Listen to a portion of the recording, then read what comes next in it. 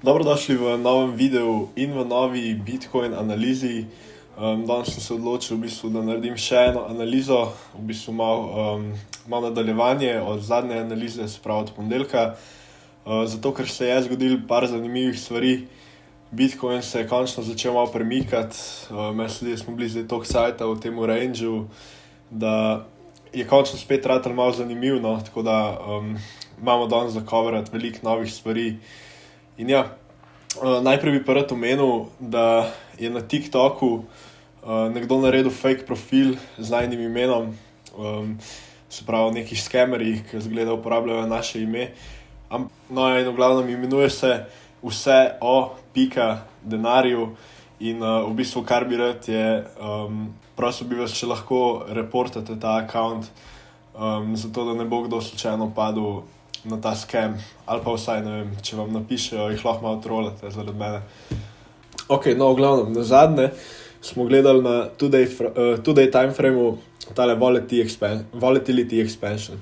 Se pravi, volatility v tem primeru predstavlja tale indikator BBWP in v bistvu, kar je signal, je, da ko se volatility expanda nad 10%, torej nad tole vodravno črto, lahko ponavadi pričakujemo, se pravi, on average lahko pričakujemo okoli 35% move in z stokasticom si lahko pomagamo, v katero smer bo šel. In ja, nazadnje sem v bistvu rekel, da najverjetneje se bo volatility expandil na CPI dan in to se je pol tudi zgodilo. In ja, v bistvu zdaj smo več ali manj smo hitali ta target, v tem primeru, če pogledamo od lowsov do highsov, smo hitali skoraj ta target 35%, sicer 32 klele. In ja, v bistvu to lepo sovpada tudi z telemi highsi, ki smo jih videli pred tem pač major sell-offom januarja, ki je bil ta FTX shit. In ja, to so v bistvu pač taki lepi kakor profit-taking spoti, sprav, kakor vidimo, manjši sell-off se je že zgodil.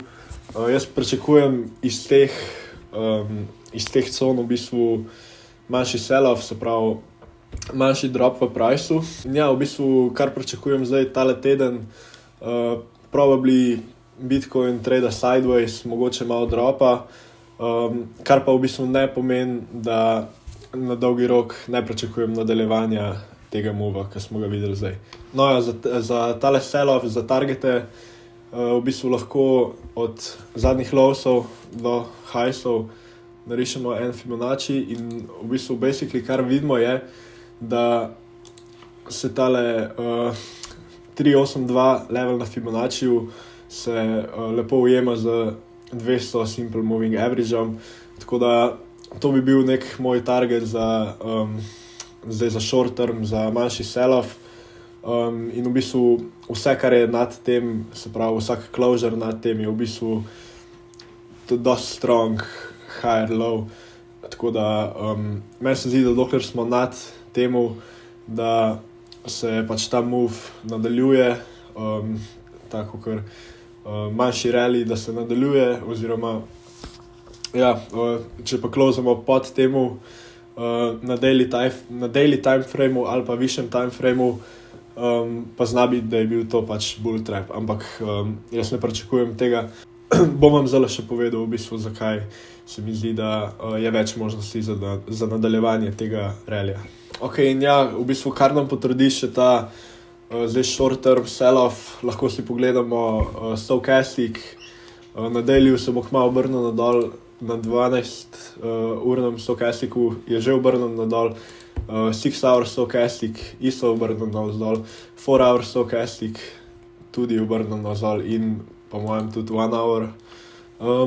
Ja, 1 hour je obrnil navzdol in tako da ja, short term nam to potrdi, da probably dobimo nek sell-off, ampak ja, kot sem prej rekel, dokler smo nad tistim Fibonaccijem, mislim, da je bil okoli 19.300, 19.200, smo basically good.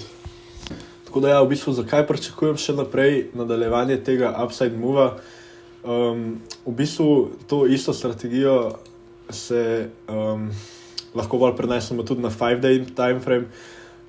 Se pravi, signal je isti, BBWP se je expandil nad 10 percentilov, samo da tukaj na 5-day time frameu imamo ponavadi večje movese. On average je pri tem signalu 42% move in first standard deviation je tukaj 7%. Če ne veste, kako deluje statistika, v bistvu first standard deviation je, kam pade 2/3 rezultatov. Torej v tem primeru je average 42 plus 7%, če bi bil first standard deviation na gor, je v bistvu 50%. In bom vam pa povedal še, zakaj bolj pričakujem, da bo bolj na upper range tega first standard deviation, kakor na down range. Ampak ja, v bistvu, če vzamemo first standard deviation na gor, se pravi 50%, bi dobil v bistvu Bitcoin lih tam okoli na summer highsih, okoli 24-25 tisoč. Tako da ja, to bi bil v bistvu moj target zdaj Q1, se pravi tam do marca, tam nekje. In bom v bistvu average čas, ki traja ponavadi pri tem premiku, se pravi pri tem signalu, je 36 dni. Tako da ja, dajmo si zdaj pogledati še en drug indikator, ki dosti podoben move namiguje. Ok, in tole je v bistvu tale accumulation distribution indikator. In v bistvu klej signal, da vedno, ko smo videli Bitcoin, da pride ta indikator do te črte, pa v glavnem, ko vidimo expansion, oziroma da gre ta indikator proti gor, lahko pričakujemo on average okoli 50% move. In tukaj spet v bistvu enak kot prej nam da ta 50% move target enak na približno summer highsih okoli 25 tisoč. In ja, v bistvu zanimivo, kako se te dva indikatorja v bistvu pokažete dosti isto. Ampak ja, to je v bistvu, to hočete ponavadi videti pri tehnični analizi, zato ker pač ja, več indikatorjev, kot vam isto pokaže, bolj je pač verjetno, da se bo to pol tudi zgodilo. Ok, če si pogledamo zdaj mogoče malo bolj higher time frame, v tem primeru 1 month time frame, v bistvu vidimo nekaj zanimivega na stochastic indikatorju. Če pogledamo v preteklosti, vedno, ko se je tale indikator spremenil svojo smer, se pravi, da si je spremenil svojo smer iz dol na gor, je to v bistvu bilo zelo blizu macro lowa. Se pravi, vidimo tukaj v letu 2012, letu 2015 in v letu 2019. Pač vedno, ko se je stochastic smer spremenila, je v bistvu bil macro low, oziroma je bilo zelo blizu macro lowa. No in kar je zanimivo tukaj je v bistvu, da imamo zdaj naslednji mesec v bistvu šanso, da se stochastic obrne, če se Bitcoin na koncu meseca close okoli 18 tisoč. Se pravi, ja, v bistvu Bitcoin je zdaj skoraj $3,000 nad tem. Tako da moram reči, da je bolj likely, da se to zgodi. V bistvu, če pogledamo tudi tale, lahko narišemo tukaj en trend line. In kar bomo videli, je, da je stochastic direkt na temu trendlineu. Se pravi, če se odbije od tega, ja, v bistvu bo pač perfektno deloval ta trendline. In tudi, se pravi, tudi tukaj lahko vidimo, da je en pač hidden bullish divergence, torej lower lowsi na stochasticu, zraven z higher lowsi na price actionu. In ja, v bistvu to mi da tukaj nek bias, da smo najverjetneje na nekem lowu. Zdaj, nočem kolati tukaj macro lowa, zato ker pač nimam pojma, a je to macro low. Probably noben ne ve, a je to macro low. Ampak, kar se tiče te statistike, je zelo možno, da je to nek major low. No in ko smo želih na monthly chartu, bi rad izpostavil še v bistvu hidden bullish divergence na RSI indikatorju. Se pravi, pogledamo si tele marc 2020 lowse in pa pač zdajle, se pravi RSI je naredil lower lowse, medtem ko je price action v tem času naredil, medtem ko je price action v tem času naredil higher highse.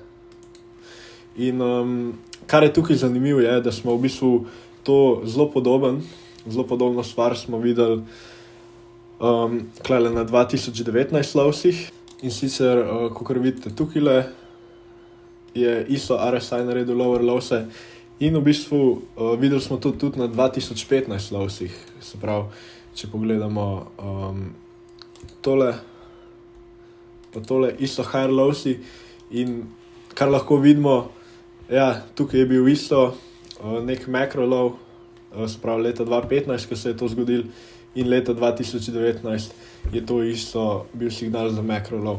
Ampak ja, kot sem rekel prej, nočem callat macro lowa, ampak probably je Bitcoin na, se pravi 15.500 putil in en major low, torej za naslednje, ne vem, 3 mesece, mogoče celo do 6 mesecev pričakujem pač dosti bullish market za Bitcoin.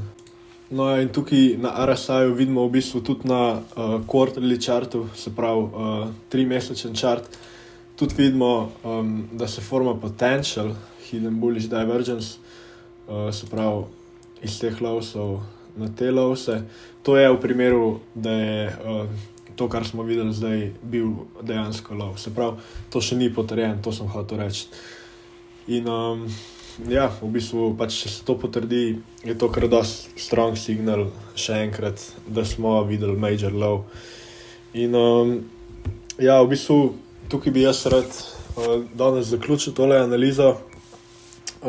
Se pravi, kakor sem rekel, short term, kakšen teden, mogoče 2 tedna pričakujem manjši pullback, tam okoli, ne vem, mid 19.000, dokler smo nad 19.000, se pravi, dokler closamo nad 19.300 na vsaj daily chartu, smo po moje dobri, da se lahko nadaljuje ta rally, drugače se zna zgoditi, da je bil to bull trap, ampak ja, kot sem rekel, jaz pričakujem nadaljevanje in ja, v bistvu, če se vse seče, tako kot smo danes rekli, tako ne bi bil presenečen, če bomo videli letos 30.000 Bitcoin, tako da ja, upam, da se uživalo v tej analizi.